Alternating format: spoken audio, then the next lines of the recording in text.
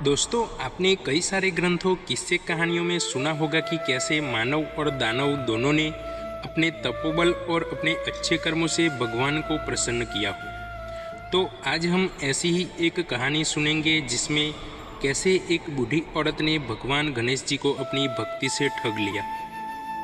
तो देखेंगे इस वीडियो में कि भगवान गणेश जी बूढ़ी औरत से ठगे गए या अपने वचन से। तो बने रहना हमारे इस वीडियो के साथ। तो चलिए शुरू करते हैं। काफ़ी समय पहले की बात है। एक गांव में एक अंधी बूढ़ी औरत रहती थी। वह गणेश जी की परम भक्त थी। आंखों से भले ही दिखाई नहीं देता था, परंतु वह सुबह शाम गणेश जी की पूजा अर्चना में ही मग्न रहती। नित्य गणेश जी की प्रतिमा के आगे बैठकर उनकी स्तुति करती, भजन गाती, वह समाधि में लीन रहती। गणेश जी उस बुढ़िया की भक्ति से बड़े प्रसन्न हुए। उन्होंने सोचा कि यह बुढ़िया नित्य हमारा स्मरण करती है, परंतु बदले में कुछ नहीं मांगती। भक्ति का फल तो उसे मिलना ही चाहिए। ऐसा सोचकर गणेश जी खुद एक दिन बूढ़ी औरत के सामने प्रकट हुए और बोले, मैया, तुम हमारी सच्ची भक्त हो और जिस श्रद्धा व विश्वास से हमारा स्मरण करती हो, हम उससे अत्यंत प्रसन्न हैं। अतः तुम जो वरदान चाहो वो हमसे मांग सकती हो। बूढ़ी औरत बोली, प्रभु, मैं तो आपकी भक्ति प्रेम भाव से करती हूँ। मांगने का तो मैंने कभी सोचा ही नहीं, अतः मुझे कुछ नहीं चाहिए। गणेश जी पुनः बोले, हम वरदान देने के लिए आए हैं।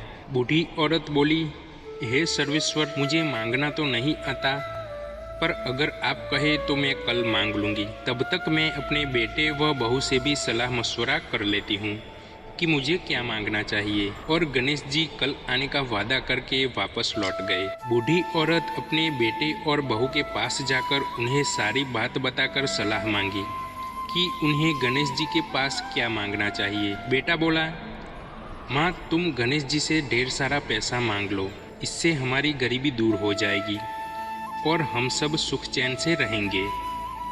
बूढ़ी औरत की बहू बोली, नहीं, आप एक सुंदर पोते का वरदान मांगे। वंश को आगे बढ़ाने वाला भी तो चाहिए। बुढ़िया बेटे और बहू की बातें सुनकर असमंजस में पड़ गई। उसने सोचा कि यह दोनों तो अपने अपने मतलब की बातें कर रहे हैं। बूढ़ी औरत ने पड़ोसियों से सलाह लेने का मन बनाया। पड़ोसन भी नेक दिल थी।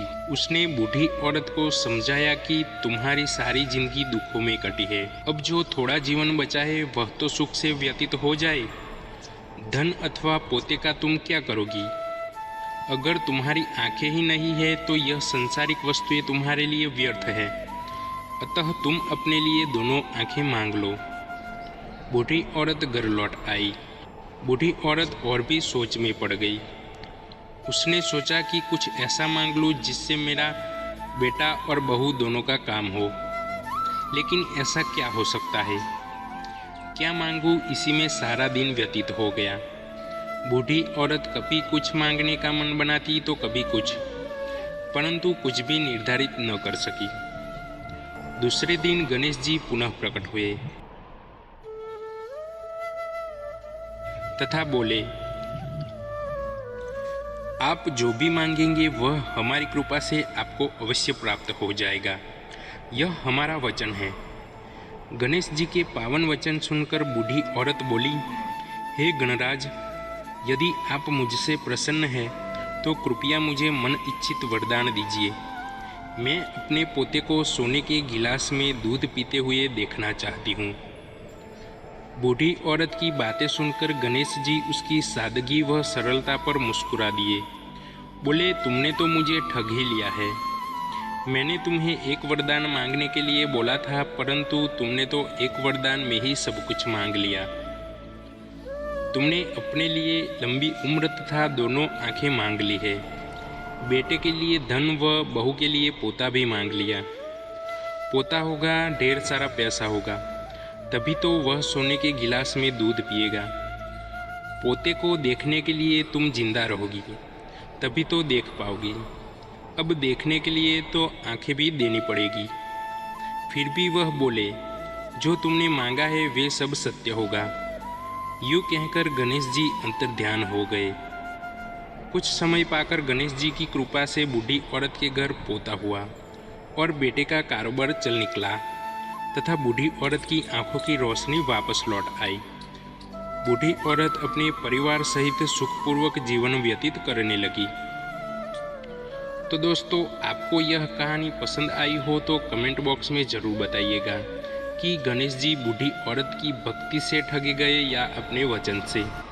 और साथ ही में हमारी चैनल को सब्सक्राइब कर बेल आइकॉन को ज़रूर दबा दीजिएगा, क्योंकि ऐसी मज़ेदार और ज्ञानवर्धक किस्से कहानियाँ इस चैनल पर आती रहेगी। और अगर इस वीडियो के दौरान हमसे कोई त्रुटि या भूल हुई हो तो माफ़ कर दीजिएगा। तो चलिए मिलेंगे अगले वीडियो में। जय भारत, जय श्री राम।